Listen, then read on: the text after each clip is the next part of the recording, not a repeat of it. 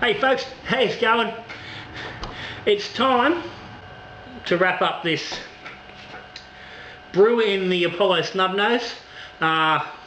We've gone through brew day and getting the beer into the fermenter, getting it all set up for pressure. We've run through and looked at how we control that pressure as we're going through the ferment. Now, the important stuff: how to get our beer from here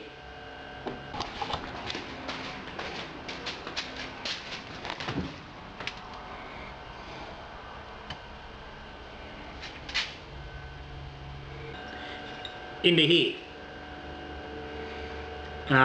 or into a keg, if that's what you want to do, but mainly here. So let's do it.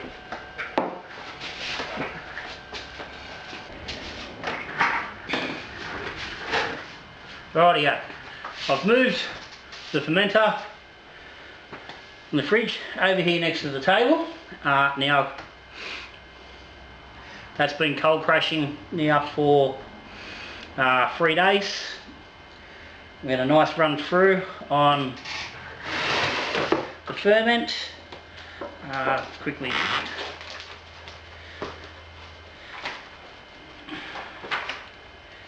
check where we were. If I can find the right bloody page, it'd be helpful. That should be right there. Now, we went a couple of days at 11 degrees, that initial 5 psi. On day 3, I wound the pressure up and we started to build up to around that 15 psi, which was sort of target. Day 8, we were at 10-20 on the gravity. We had built up to 22 psi. The sponges can be just a little bit fiddly to get them just right when you're adjusting them on the fly. Certainly would suggest, if you can, to adjust them on a separate pressurised keg if you can, and put them back onto the fermenter.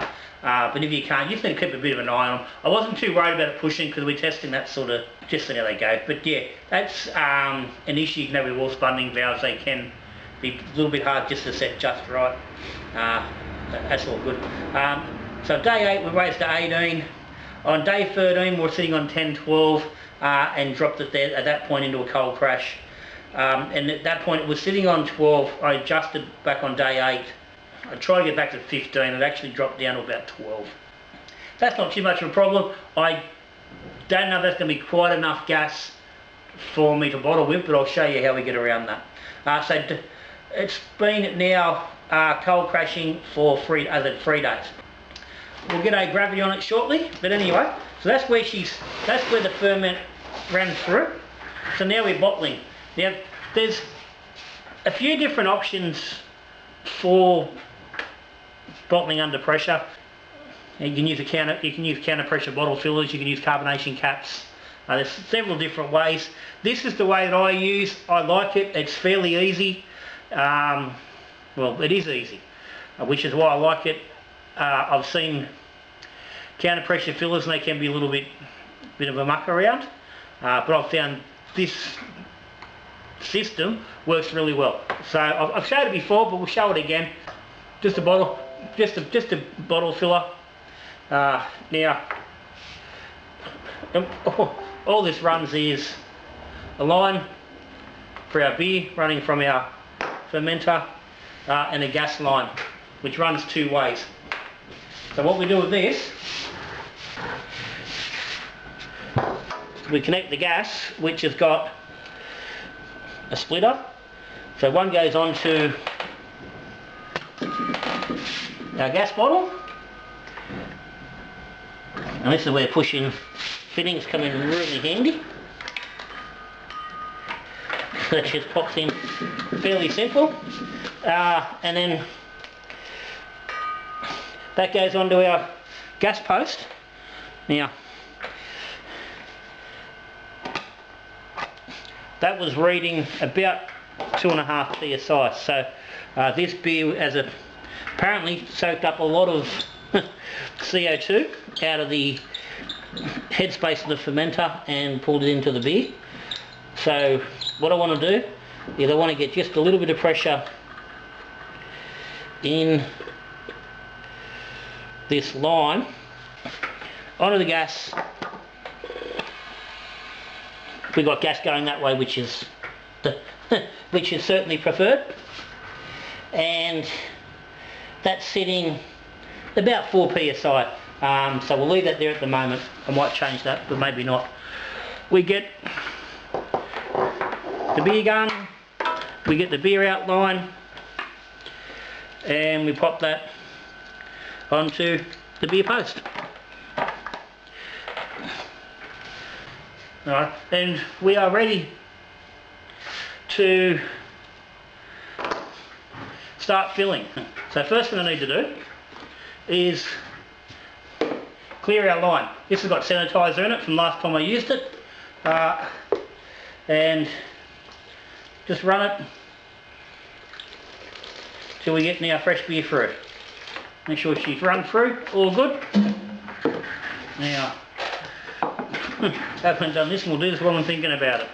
Give this a good sanitize.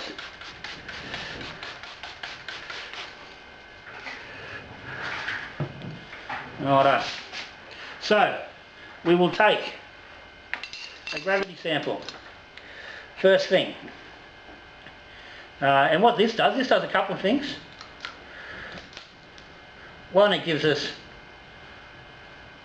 obviously a sample. We can get a hydrometer reading. Now this is a freshly cleaned towel, but it also gives us a chance to have a look at the beer, see what she looks like, how gassed up it is, and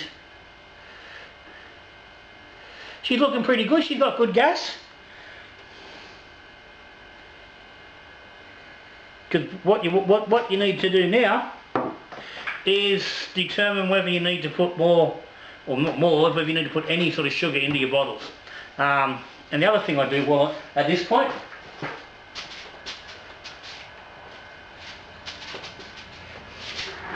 so I grab myself a glass, and before I do anything else, I pour myself a glass of beer.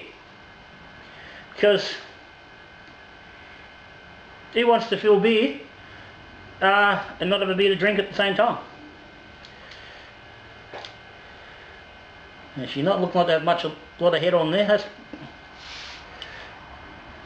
we're also at this point we're judging how fast that flow is, and that's pretty good. I'll just nudge that gas up just a fraction. So right now we can have a taste. As I said, we can also have a judgment on that gas, and looking at that, that's probably a little bit light on.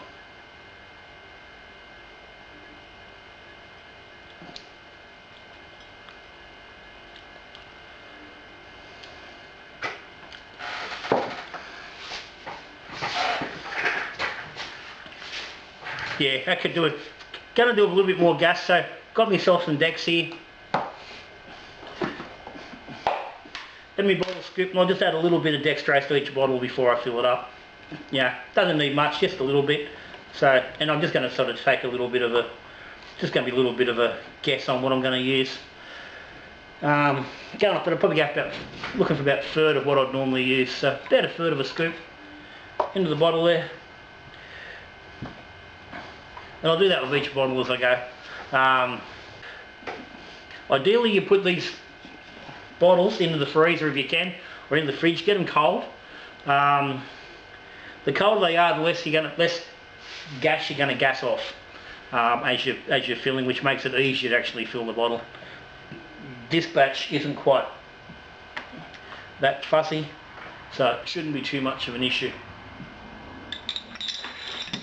And with this, we just stick our bottle, fill her into the bottle.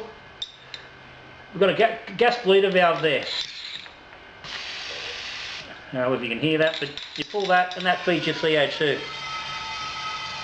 Yeah, give it about a 2-second burst. And that'll put some CO2 in the bottom of the bottle, so as we fill it'll push all the oxygen out. So we've got an oxygen free, close to oxygen free as we can get. And we just fill it up from the bottom. And that's it, the frothier, the more CO2 in here, and that the more difficult this process can be. But this is going to run pretty good. And fill your bottle.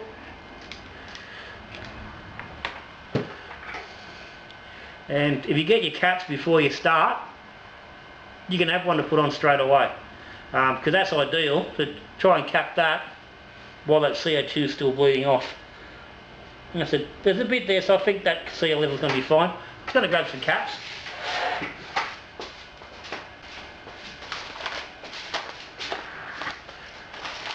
I've got my caps. Bottle cap is here, ready to go.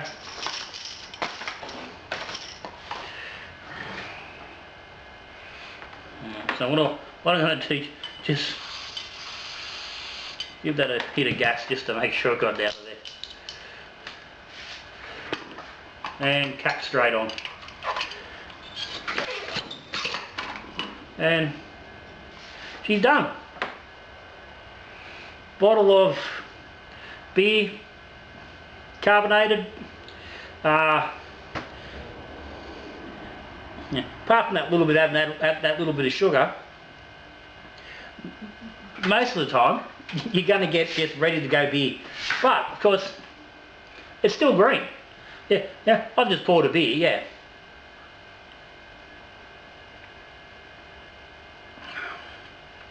It's drinkable. The beer's gassy, but it still needs a couple of weeks just to reach its best. Give them 2 or 3 weeks. 3 weeks if you can. I've been finding that 3 weeks still seems to be a good number, even with these ready carved bottles. So give them 3 weeks in a dark spot if you're using clear bottles. But wherever they need to go, and you just go through and you just bottle away. Just do all of them. Now you could go through, fill bottle cap, bottle cap, bottle cap, bottle cap, and then just knock them all on at the end with your capper. But I like to get the cap on straight away just to make sure you're locking in all that CO2 that's locked into the beer. It's not like a normal beer where it's coming out of the fermenter and there's no CO2 in there, and all you're worried about is make sure nothing gets into the beer while you fill the rest of your bottles up. You've got to lock that CO2 pressure in. So now that I've got a cap, I'm going to run through what would be a more standard sort of thing. So I'll get me about a third dextrose, fill her in,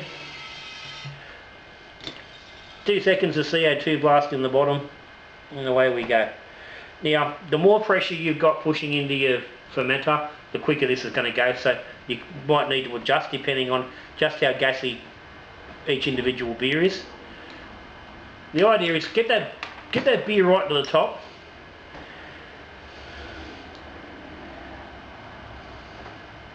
Let that CO2 push out any last oxygen that's in there, and try to get your fucking lid on.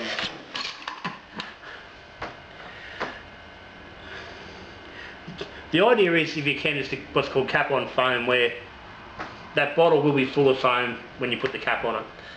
These aren't fizzing up quite as much, I said, because the gas level is a little bit low. If your gas level is higher, particularly up around that sort of bottle carbonation level, your foam will be a little bit higher.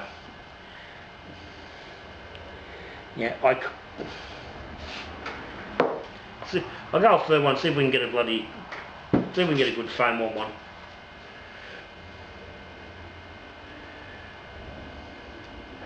Bit of Dex.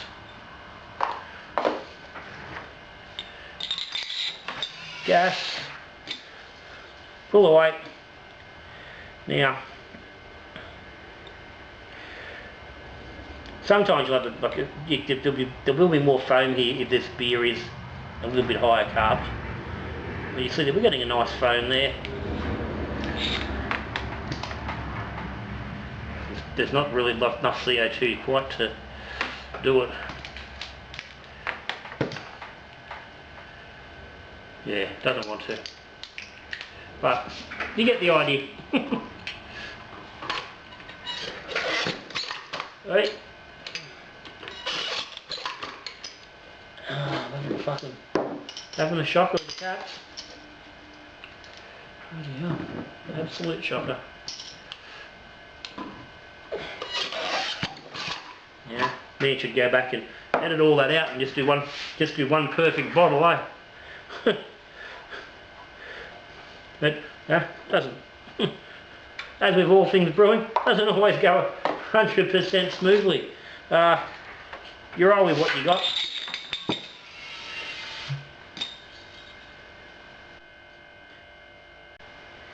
Yeah, this doesn't take too long. Like I said, if you can sit down, pour yourself a beer while you're going, yeah, have a beer as you're doing it. No real drama. Yeah, it's just not quite enough.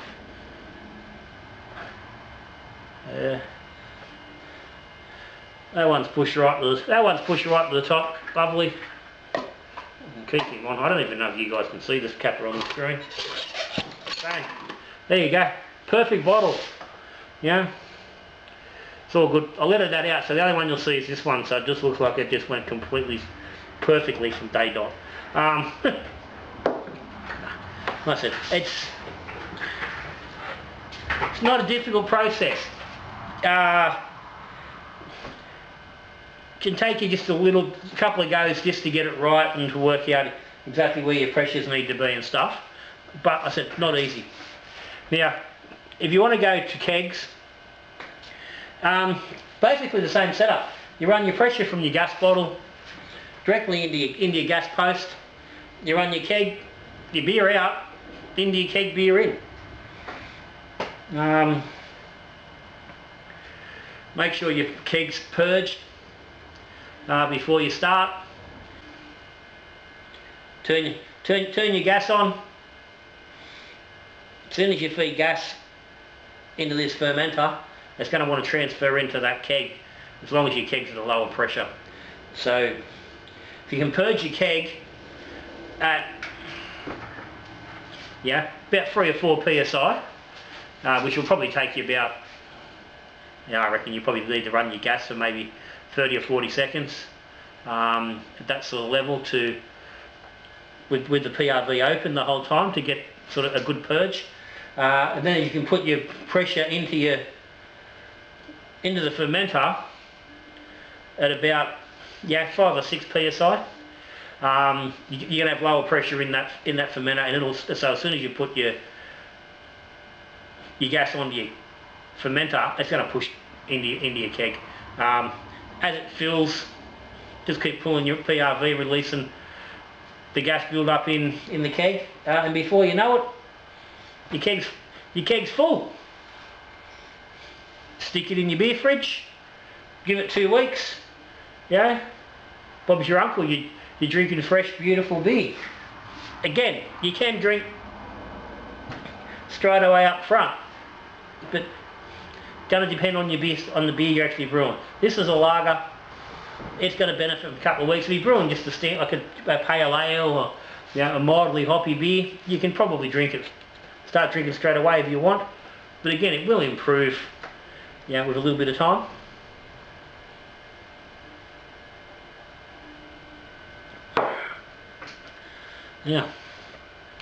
Getting a gravity sample on that. Let's quickly do that before we wrap this up. So while I'm doing that, big shout out to all the supporters of Little John's. Big shout out to Keg King for providing me with the snub nose, the Apollo, and the Spundy and the Quickie sampling device. It's all been all been great to use. I've had no problems, barring that, like you have to mind little adjustment hiccups that come with the Spundy. This is going to need some time to degas before I get a good reading, so I'm going to sit that off here to the side. But just for those that are interested, this beer will be coming out on for if you want to extract your Ganser in about a month's time. But for now, that's how she's finished. She's looking pretty clear. And that's it. So everybody involved in supporting the channel, thank you. Keg King, thank you. But that's me. So until I see you next time, there's links down the bottom for everything. Till next time, when we're brewing beer, drinking beer, talking beer, good brewing.